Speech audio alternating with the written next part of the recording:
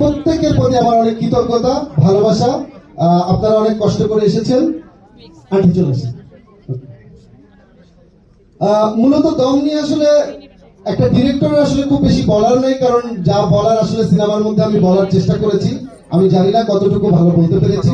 শুধুমাত্র একটা বিষয়, আজকে জাস্ট ধন্যবাদ এবং কৃতজ্ঞতা জানানোর জন্য এখানে আমি জাস্ট মাইকটা নিয়েছি, যে একটা সিনেমার পিছনে অনেক মানুষের পরিশ্রম থাকে।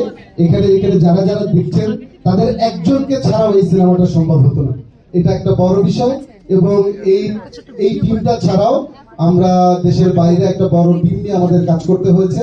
তারা আজকে এখানে অনুপস্থিত। স্পেশালি আমি যদি বলি, আমাদের ডিবি মিখাইল, আমাদের ডিজাইনার, লাইট ডিজাইনার আইনুর থেকে শুরু করে অনেক বড় একটা টিম কাজ করেছে। আপনারা সিনেমা দেখলে এটা বুঝতে পারবেন। তাদেরকে আসলে আমি অনেক কৃতজ্ঞতা, ভালোবাসা জানাই। তারা দূরে আছেন, তারাও আমাদেরকে মিস করছেন। আপনাদের ভালোবাসা যদি ভালো লাগে সিনেমাটা দেখে, তাদেরকে অবশ্যই পৌঁছে দিব।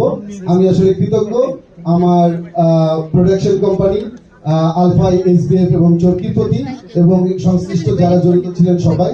এই সিনেমাটার শুরুতে আমি একটা জিনিস আমার ভেতরে সবসময় আমি কাজ করেছিল, যে এই সিনেমাটা সবাই মিলে চেষ্টা করে বানানো যাবে না, এই সিনেমাটা হয়ে উঠবে। এই সিনেমাটা হয়ে উঠবে মানুষের ভালোবাসা। কারণ এত চ্যালেঞ্জিং লোকেশন এবং এত চ্যালেঞ্জিং পরিস্থিতির মধ্যে দিয়ে আমাদের কাজ করতে হয়েছে। সবার যদি ভালোবাসা না থাকে এই সিনেমাটা সম্ভব না।